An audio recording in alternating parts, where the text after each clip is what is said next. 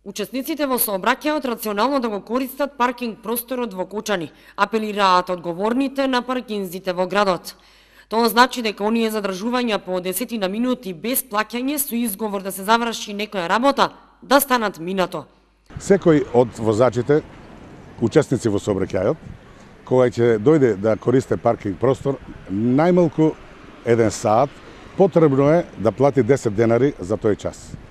Јас мислам дека тоа е доволно време да се завршат многу работи во Стопанска банка, во Фондот за здравство, во Фондот за пензијско осигурување, кај ВИП да плати сметка, или па некој ако сака да пие кафе во трговскиот центар, за 10 денари може да ја заврши својата работа и да го ослободе паркинг местото, затоа што општина Кочани е сега моментално со многу голем број на возила, за разлика од пред 4 години, инаку да ви кажам дека за 3 дена ние наполнуваме 4 години од постоењето на паркинг службата во општина Кочани. Зашто го потенцирам рационалното користење на паркинг просторот? Затоа што во Кочани доаѓаат гости од Видица, од Каменица, од Берево, од Делчево, од Пекшево, од Штип, од Пробиштип и сакат тука да пазаруваат во Кочани, имајќи во предвид дека во Кочани има многу бутици богати со роба. Ако тој гостин направи еден круг, 2 круга, третиот круг си оди и на друго место ги троши парите. Значи, од учесниците во сообраќајот при користење на паркинг просторот треба да водат сметка дека и некој друг сака да дојде да се паркира и да го искористи паркинг просторот. Еднаш поставен блокатор за непрописно паркирање не може со врски или со познаници или со јавување на директорот на водовод на телефон да биде тргнат од возилото без да се плати 700 денари. Затоа Симеонов апелираше да не го бараат тоа граѓаните, отие залудно. Поставување на блокатор се врши од страна на блокатор тим, кој што го поставува блокаторот и истите го наплаќаат блокаторот. Ја користам оваа прилика јавно да се извинам на сите мои пријатели и роднини кои што мислат дека јас ги поставувам блокаторите и јас ги тргам блокаторите.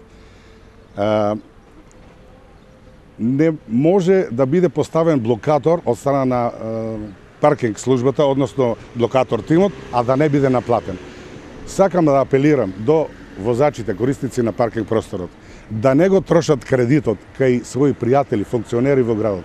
Тука вклучувајќи го и генералниот директор на комуналното јавно предпријатие во Кочани. Да не се јавуваат на директорот мислејќи дека директорот ќе ми се јави да го тргне блокаторот, а со тоа нема да се плате блокаторот. Да знаат тие што се јавуваат кај тие лица дека блокаторот мора да биде наплатен и директорот плаќа за нивната грешка.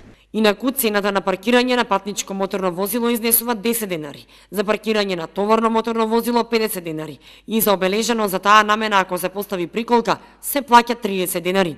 Симеонов апелираше и за оние кои се паркираат на местото обележано за инвалиди. Секој што ќе се паркира на вакво место, а не инвалид, на тоа возило му се поставува блокатор.